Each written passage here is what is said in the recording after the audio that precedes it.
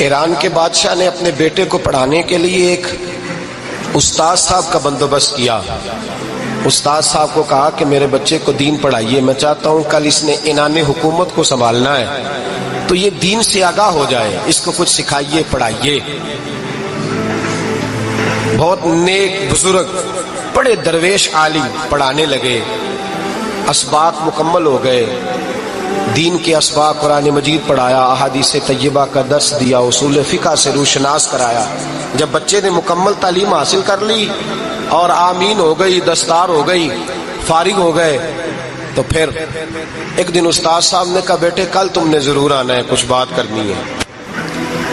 شہزادہ گیا ملنے استاد صاحب سے، استاد صاحب نے کنڈی لگا لی، ہاتھ میں درہ پکڑ لیا، مار مار کے پورے وجود کو زخمی کر دیا، کوئی غلطی نہیں، کوئی بات نہیں، مارا۔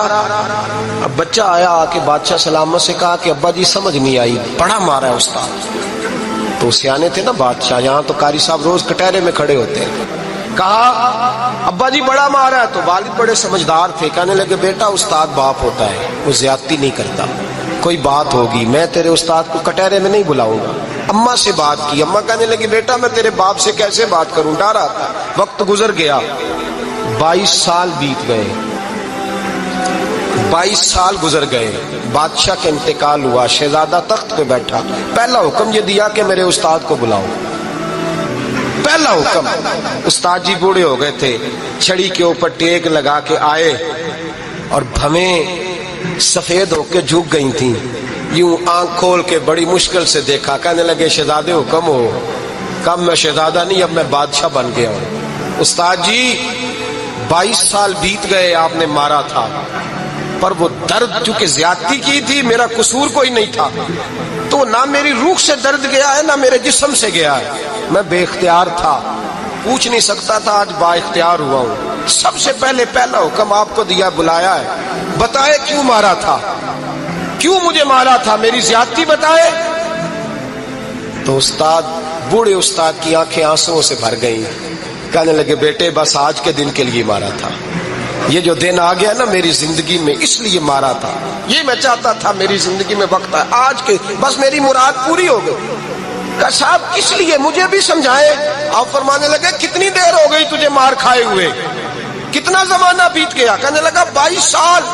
فرمایا زخم بھولے تو نہیں، درد ختم تو نہیں ہوئی، تمہیں بات 1 منٹ کے لیے بھی تمہارے حافظے سے محو تو نہیں ہوئی؟ کہ استاد جی روز رات کو یاد آتی، روز خیال آتا تھا۔